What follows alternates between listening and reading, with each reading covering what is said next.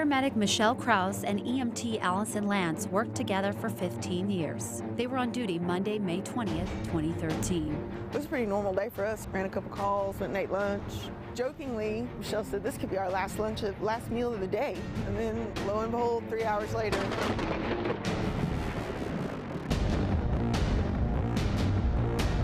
911, where's your emergency?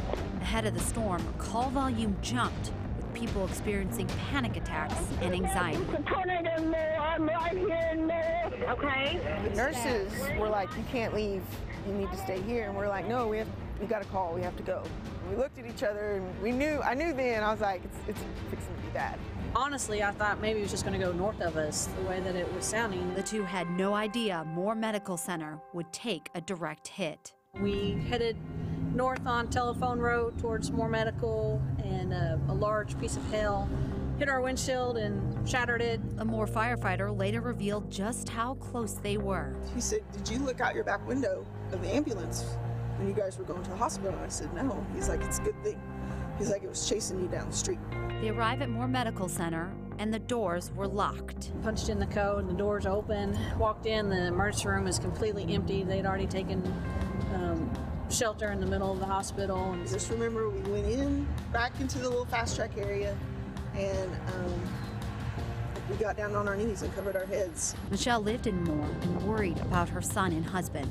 We were just taking shelter inside Moore Medical when he left me a voicemail, and I was able to listen to the voicemail that he was saying that he wasn't able to get our son out of school. Now, if he wasn't able to get him, what does that mean? Everyone braced for impact as winds over 200 miles per hour slammed the Moore Medical Center. And then it hit. And you could hear the debris hitting the building, and your ears were popping. I felt the pressure pushing me down. When the tornado finally passed, the two stepped out to a completely different world. And we found a window that we could crawl out of. And so we crawl out, and our ambulance is still there, but it's damaged to the point to where the awning is pretty much laying on top of it.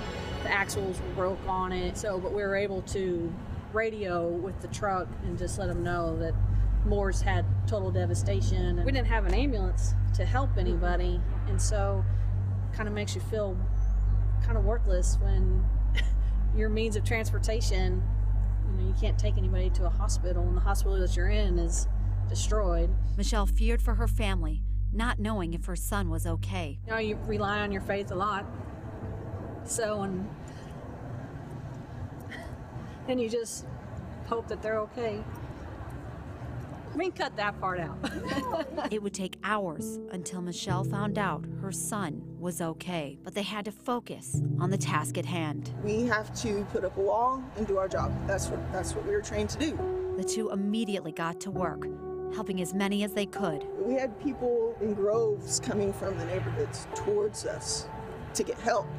And it was almost like, we're like, we need more ambulances. So I'm trying to wave them down, and finally here comes another one, and I'm just like, please see me. And so they found a way into the parking lot, and I'm like, how many can you take? And they're like, as many as you got. The two worked through the night. Our shift started at 8 o'clock that morning, and I believe I got home around 1 a.m.